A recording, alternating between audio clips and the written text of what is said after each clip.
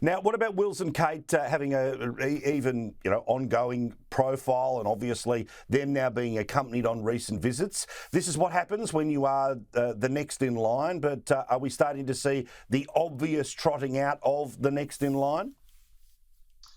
Well, certainly we saw them at the Scottish coronation, shoulder to shoulder with the King and Queen. I think Princess Anne wasn't there, but she was welcoming him back the royal party to the Palace of Holyrood, which is the King's official residence in Edinburgh.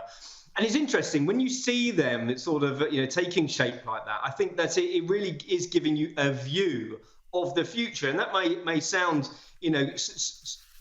quite easy to sort of comprehend, but I think they are being prepared for what is coming down the track. Because talk about the king, he's 74, the queen is 75 now. They won't want to be doing big long trips abroad. Who will be the next royal party, hopefully with myself in tow, to come to Australia and New Zealand and the islands? But I'm not too sure whether it will be the king or queen. Hopefully we will get a trip very, very soon, but it could be Wills and Kate, and we could see, the next year them doing an awful lot more travel, because we have had a couple of years of quite a rocky road, haven't we? After the illnesses of the Queen and the death of the Duke of Edinburgh, then the death of Her Majesty as well, and I think next year we're going to see an awful lot more activity.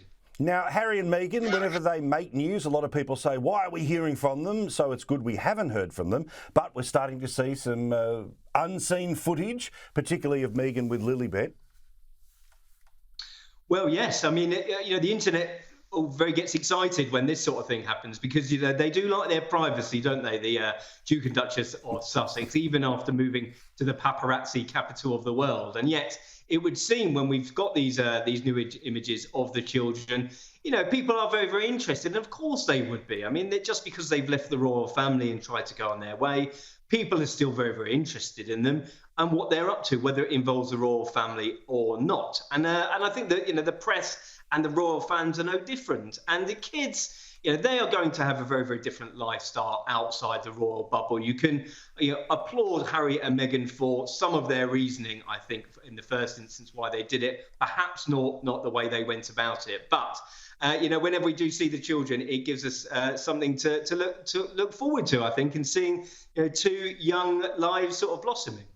Yeah, I think people will always have an interest, not just with the Harry and Meghan thing, but when you name one of the kids after the nickname that the former Queen, that Her Majesty had, I think that will be forever a reason to keep on talking, as we will always do. Thank you, Russell. All the best.